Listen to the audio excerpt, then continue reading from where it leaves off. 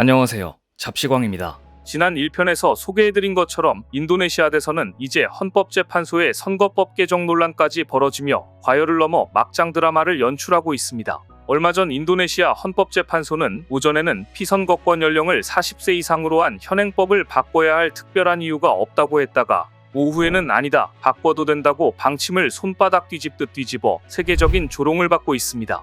헌법재판소의 어이없는 판결 덕분에 조코위 대통령의 장남인 기브란이 내년 2월 대선에서 부통령에 출마할 수 있게 되었습니다. 현행법에는 피선거권 최소 연령을 그대로 40세로 했기 때문에 30대인 조코위 대통령의 장남은 부통령에 출마할 수 없었습니다.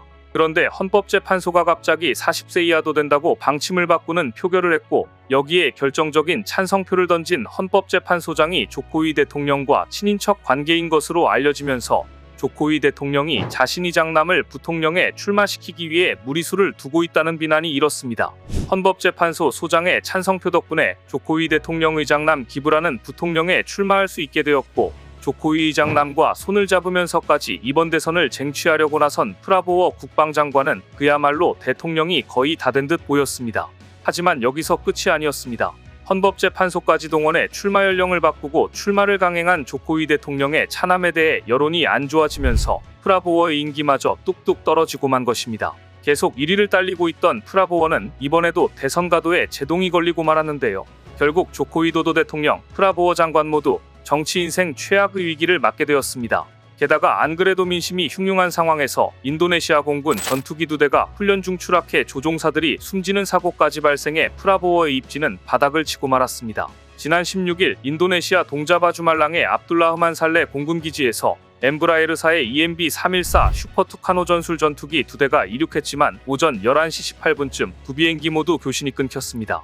이후 수색결과 두 전투기는 활화산인 브로모산 인근에서 발견됐으며 조종사 2명과 부조종사 2명 등 양 전투기에 탑승했던 4명 모두 사망한 것으로 확인됐습니다. 인도네시아 공군은 두 전투기가 브로모산의 가파른 경사면에 부딪힌 것으로 추정된다며 출발 전 검사에서는 기체 이상이 발견되지 않았다고 설명했습니다. 이어 비행기록 장치와 블랙박스 등을 통해 사고 원인을 파악하고 있다고 덧붙였습니다. 사고 전투기 EMB-314 슈퍼투카노는 브라질의 항공우주회사 엠브라에르에서 만드는 경공격기로 인도네시아는 2012년 약 1,847억 원을 투자해 이 전투기 8대를 구입했습니다.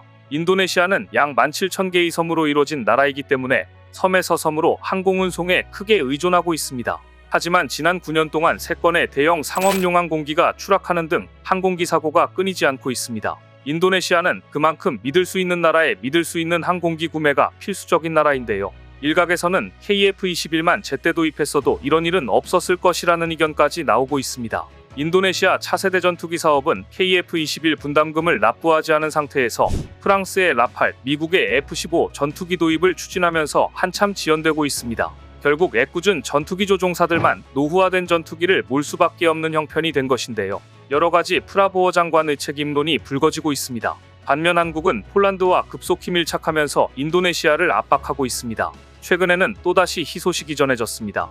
폴란드 조종사가 한국으로부터 구매한 FA-50의 단독 비행에 성공한 것입니다. FA-50GF는 한국항공우주산업 카이가 폴란드에 수출한 FA-50의 폴란드 버전인데요. 현재 총 10기를 보유하고 있습니다. 그런데 지난 16일 폴란드의 야첵 스톨라렉 소령이 폴란드 민스크 마조비에츠키에 있는 제23 전술공군기지에서 약 1시간가량 FA-50GF의 단독 비행을 수행한 것입니다. 이로써 야첵 스톨라렉 소령은 FA-50GF를 독립적으로 비행한 최초의 폴란드 조종사가 되었습니다. 스톨라렉 소령은 한국 공군부대에서 FA-50 조종법을 배운 후 단독으로 비행에 성공한 것인데요. 앞서 야첵 스톨라렉 소령을 포함한 4명의 폴란드 조종사는 한국 공군부대에서 FA-50 비행이론 조종법을 배우고 이후 16 전투비행단에서 다시 FA-50 모체인 초음속 고등운연기 T-50을 활용한 공대공, 공대지 전술훈련 등 전투기술을 연마하는 전술입문 과정을 소화했습니다. 야첵 스톨라렉 소령의 단독 비행은 폴란드 공군이 새로운 항공기 운용에서 완전한 독립을 달성하기 시작했음을 의미하면서 폴란드 공군이 FA-50의 엔지니어링과 항공 서비스가 가능함을 보여주는 것입니다. 즉 한국은 중국처럼 무기를 단순히 팔고 끝나는 게 아니라 약속한 대로 조종사 양성과 교육에도 적극적으로 나서고 있다는 것을 증명해 보인 것입니다. 카이는 지난해 9월 폴란드와 FA50 48기 수출 계약을 체결했고 올 연말까지 수출형 FA50GF 12기를 납품한 뒤 나머지 36기는 폴란드 공군의 요구사항에 맞춰 성능을 개량한 FA50PL로 인도할 예정입니다. 이처럼 한국은 중국과 다르게 방산무기를 한 번 판매하고 끝이 아니라 조종사 교육과 훈련 및 사후 관리까지 완벽하게 이행함으로써 폴란드로의 전투기 수출은 급물살을 타고 있습니다. 한국항공우주산업 카이는 최근 폴란드와 한국형 초음속 전투기 KF-21 보람의 수출 협상에 본격적으로 나선다고 발표했습니다. 한국항공우주산업 부사장은 최근 군사전문지 디펜스24와의 인터뷰에서 폴란드가 프로그램에 참여하기를 원하는지, 일부 요소를 생산하기를 원하는지, 아니면 단순히 전투기 구입만 원하는지에 따라 사업 협력 규모가 달라진다. 이와 관련해 폴란드 공군으로부터 이미 예비 정보를 받았다고 밝혀 두 나라 사이에 상당한 대화가 오가는 중임을 암시했습니다.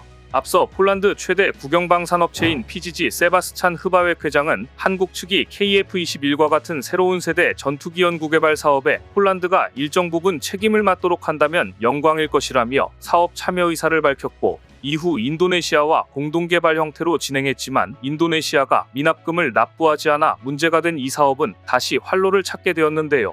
폴란드의 한국 방산사랑은 이미 지난해 확인됐습니다. 당시 체스와프 무로체크 폴란드의 시민연합당 대표가 FA50 성능에 의구심을 제기하자 마리우시 부아슈차크 폴란드 국방장관이 FA50 성능 논란을 일축해버렸는데요. 이 같은 논란은 지난 5월 클라크 공군기지에서 열린 미국 필리핀 합동군사훈련인 2023년 코프선더 23-1에서 FA50이 가상으로 미국 스텔스 전투기 F-22 랩터를 격추시켰다는 보도가 나온 것을 두고 한 말입니다. FA50의 F-22 랩터 격추 사실은 SNS 플랫폼 X를 통해 알려졌는데요. 이 보도를 본 폴란드 야당의 체스와프 무로체크 대표는 한국 FA50 전투기의 유용성에 대해 큰 의구심을 갖고 있다. FA50은 미국의 5세대 스텔스 전투기 F-22 랩터보다 성능이 낮은데 격추했다. 폴란드가 완전히 새로운 유형의 전투기 FA50 48대를 구입한다. 국가의 방공 시스템 내에서 임무를 수행하는 측면에서 기술 매개 변수와 작전 능력은 심각한 의구심을 불러일으킨다고 지적했습니다.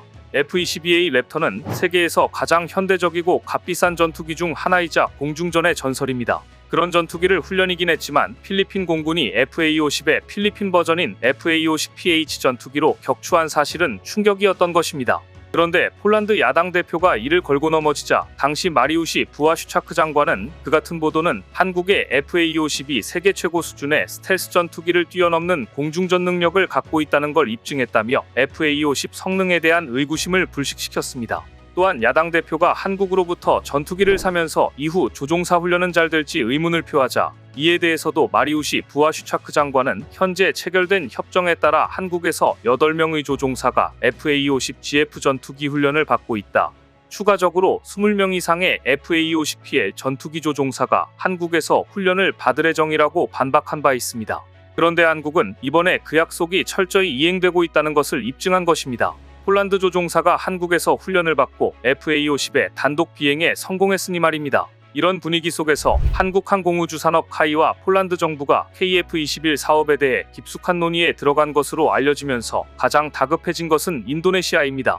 현재까지 알려진 바로는 폴란드가 분담금을 체납한 인도네시아의 지분을 인수하고 2026년 시작되는 KF-21 블록2 개발 사업부터 참여하길 바라는 것으로 전해졌는데 아직 구체적인 사업 내용은 공개되지 않고 있는데요. 만일 폴란드가 인도네시아를 제치고 한국과 차세대 전투기 개발 사업의 새로운 파트너가 된다면 인도네시아로서는 국제적인 망신임은 물론 한국이라는 중요 방산무기 수출 국가를 조력자이자 파트너로 삼을 수 있었던 절호의 기회를 놓치는 것이라 땅을 치고 후회하게 될 것이 분명합니다.